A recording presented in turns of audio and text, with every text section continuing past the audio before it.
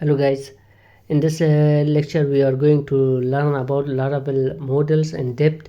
So we will cover casts, hidden, which you will use to hide a column, a sensitive information. Then we will learn append, and also we will learn local scope and global scope, where you can define your conditions. And after that, eloquent events, where you will modify your created by and updated by columns, how you will store user ID in them. And also in the end we will learn about accessor and mutators. So let's begin with the video. Hello friends, welcome back to the channel. Today we are going to learn about Laravel model in depth, and thanks for subscribing to the channel. So without any wasting any time, let's directly jump to our lecture today. So first of all, in Laravel model, suppose if I come in here in my I'm using my old database which I created in previous video. If you haven't watched that, please see that then this video. Okay, so in this database I have a students table with a column name of created at, which is date and time. Suppose every time I'm calling this table, I want to show only the date but not the time. So let's see how we can do that. For that, in here I will type protected $cost is equal to array, and inside this array I will write my column name, which is created at arrow key, and I will say it's a date, time, and give me in this format year, month, and day. So let's create a route and a controller for this first. To do that, I will type here route show, for example, and the controller will be students controller class and show method. Okay, let's create the method also.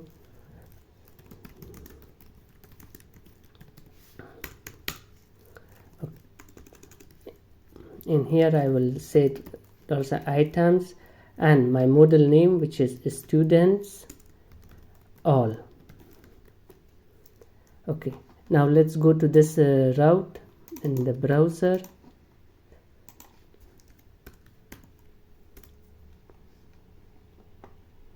And we got nothing. The reason is because we don't return anything. So if I write also items, and now refresh back. So if I open any of them, you guys can see the date format of updated at and created at are different, because in here we say that give us the date in this format in here and model. So if you want to cast or change the format of any column, you can do it by using cast. Secondly, we have another property which is called hidden. So suppose let's write $sign hidden is equal to empty array, and let's say in here I don't want to show for example, I don't want to show the name and everywhere. If I call it even if I use all, it hide the name column. So let's see, in here I will type column name and save. So let's go back to browser, refresh.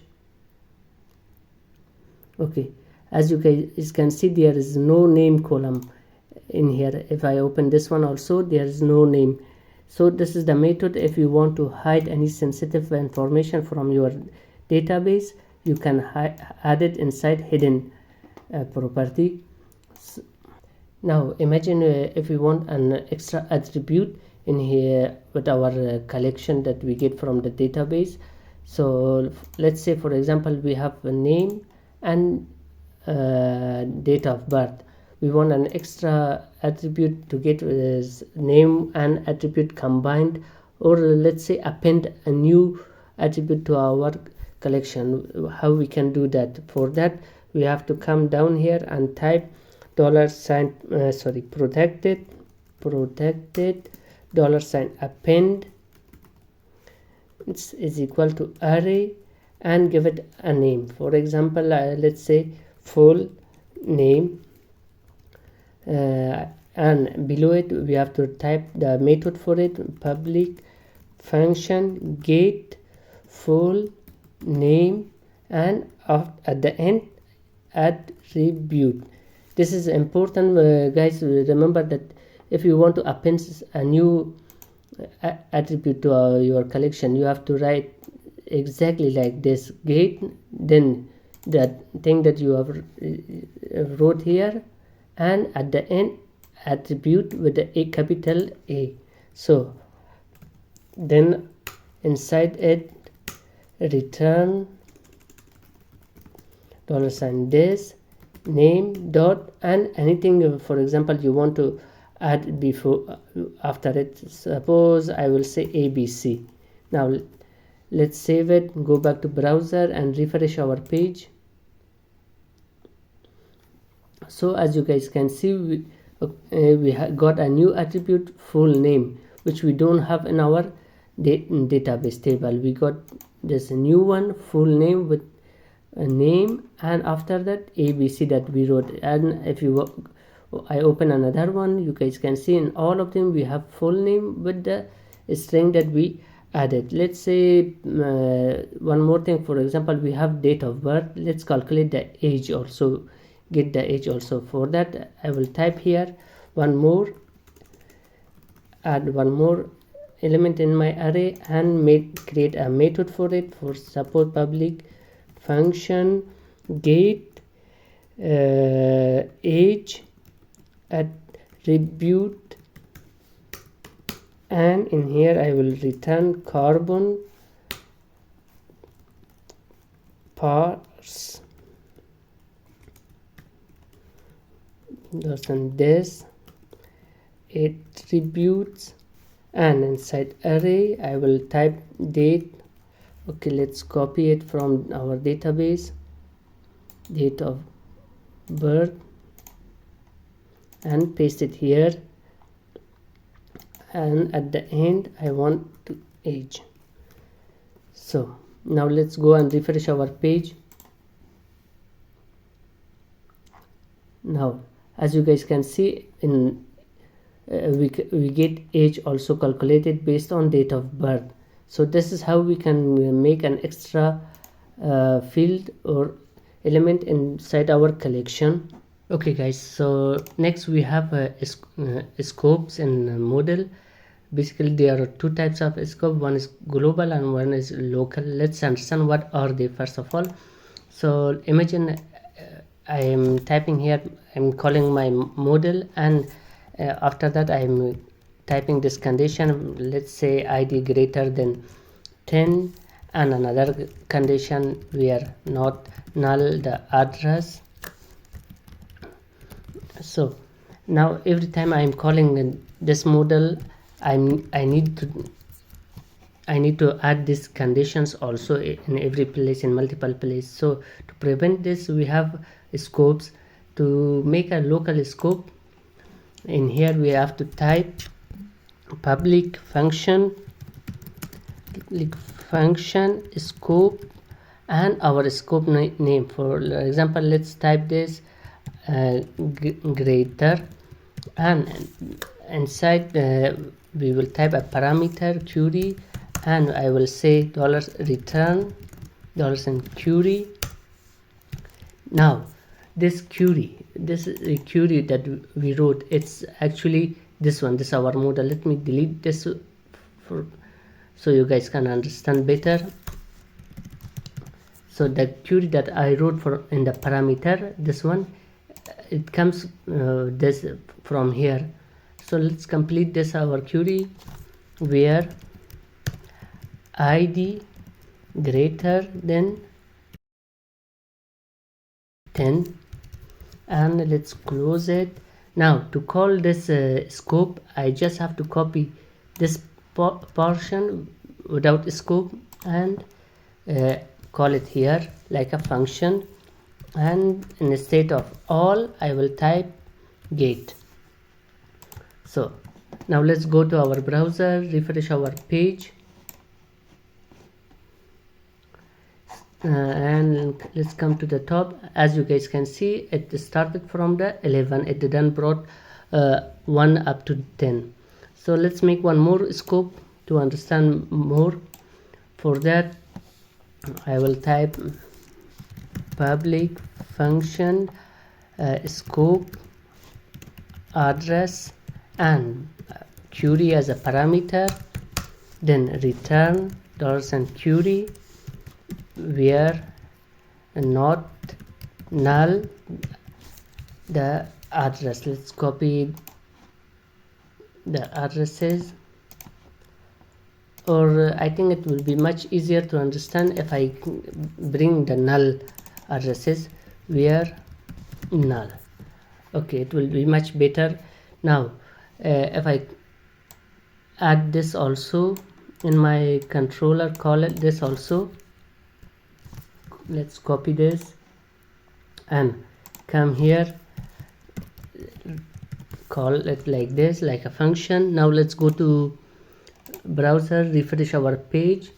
So if I come to top, you guys can see there is no address available in any of them, and the ID is also started from the 11. So this is the way that we create local scopes. Now there is one more, which is a global scope.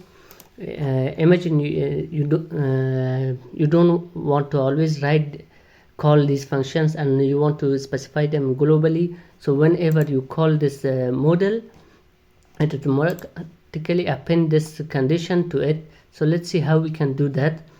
For that I will come here and I will type protected static function and booted. This function booted, it's called when this model is called run. So it's basically the first function that it's called when this model is called. So in here I will type static add global scope and give it a name like greater here, and after that I will make in the second parameter I will make a function with a builder class and $builder, and in here inside this function I will say builder. Now my condition, this condition, let's copy this, paste it here, close it, add semicolon here also here. So now if I comment this out and remove this also, just type all, go back to browser, refresh. Okay, so let's copy this and let's paste it here, save again, refresh our page. So as you guys can see, it did exactly like our local scopes, but without calling it here. So now if I call it all, it gives me add that condition. Suppose you are working on a let's say suppose I am working in a student management system, but I want to fetch all the information of a logged in user. So this is the way I will do it. I will create a global scope and I will call it. Now one more thing, let's add this addresses also in here. Let's copy this and let's give it the name of address, and same condition. So right now we have two global scope which will happen to our model whenever we call it. Now I don't, there may be some places that you don't want to call any of this scopes, like you want to run this without that scope. So let's see how we can do that.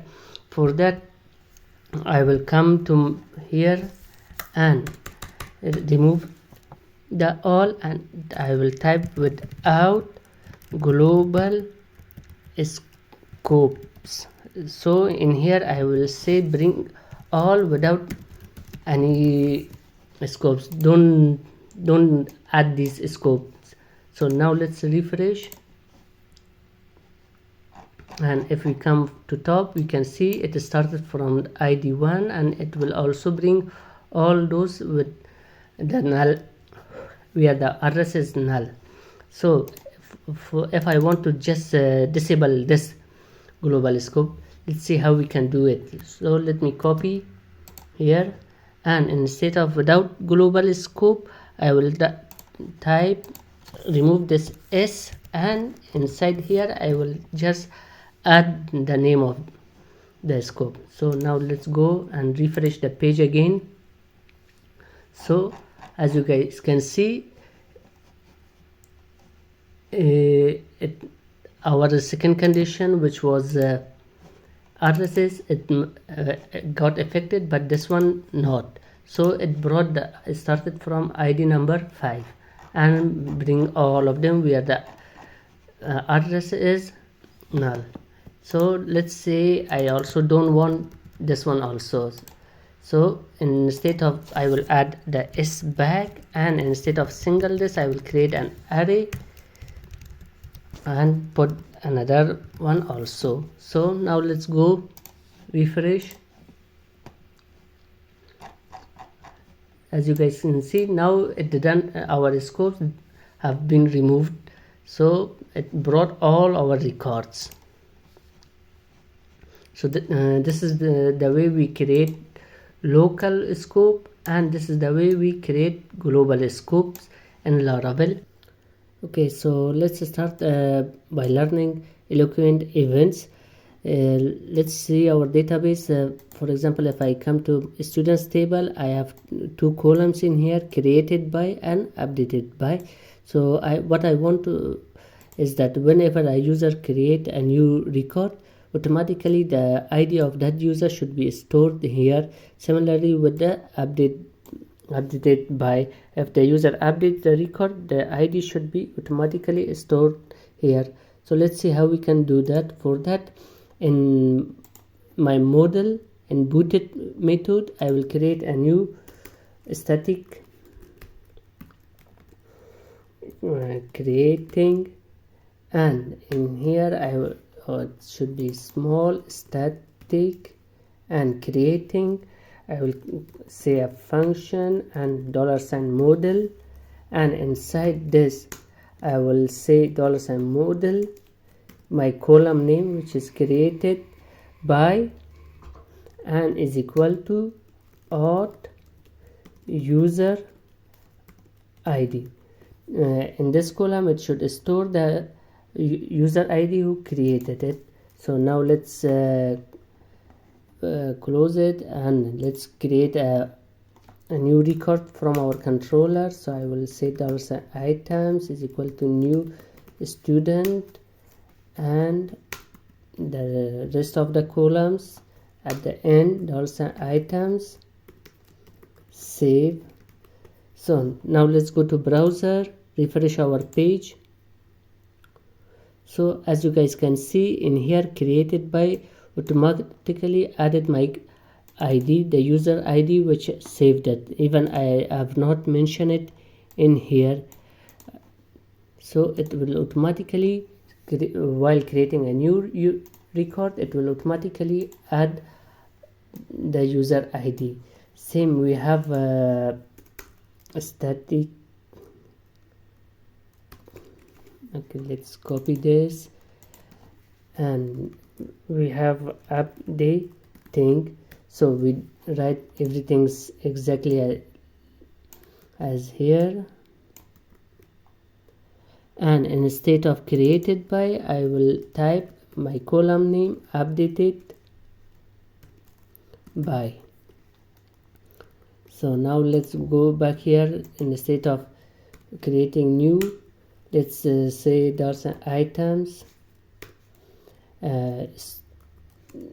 students where id is equal to 1 first. Let's update this, and instead of save I will type update. Now let's come here, refresh our page. Name, okay, maybe I don't have any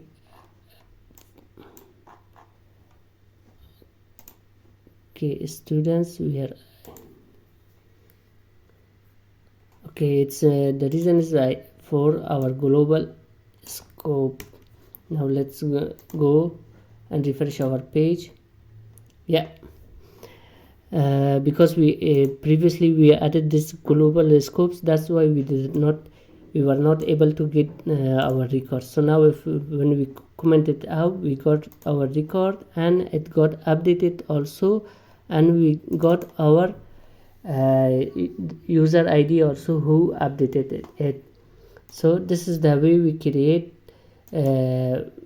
this Eloquent events when they use when creating and with updating. Also we have when updated and when created, what should it do.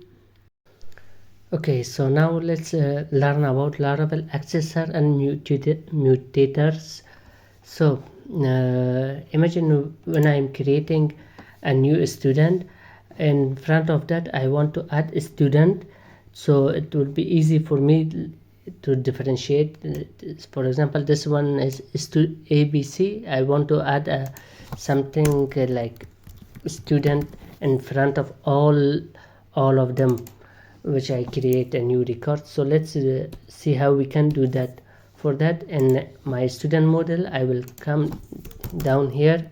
I will create a new method, which is a public function set name and at the end attribute, and inside this value and in here I will say this attributes my column name, which is a name, and is equal to value, and let's say in front of this I want to add student and give a space also. So now whenever a user create a new student, it will automatically append student in front of that student name. So now let's comment this one also and make this save. And also in our model here, which we wrote the hidden, comment this out. Now let's go back to browser, refresh our page. So as you guys can see, the name it append student in front of our student name. So if we come to database, also refresh our page and scroll down to the end, as you guys can see, we got a student in front of our name. Now for example, if you don't want to display this student while retrieving the record, let's see how we can do that. For that I will create another method, which is I will call public function get name attribute, and also inside this the value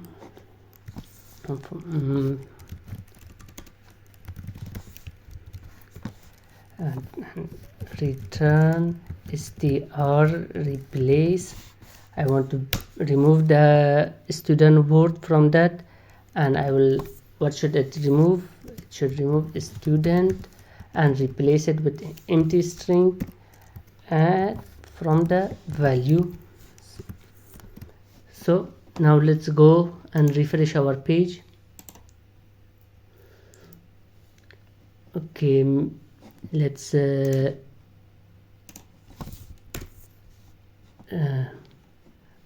the spaces here. Now let's refresh again. So as you guys can see, we got our name without the student word. But if we come to our database, refresh our table, scroll down, you guys can see all my records have student word before that. So that's how we can add or remove a string from our record column. So this is it for this video. Hope you like the video, and please don't forget to press the subscribe button, and see you guys in the next video.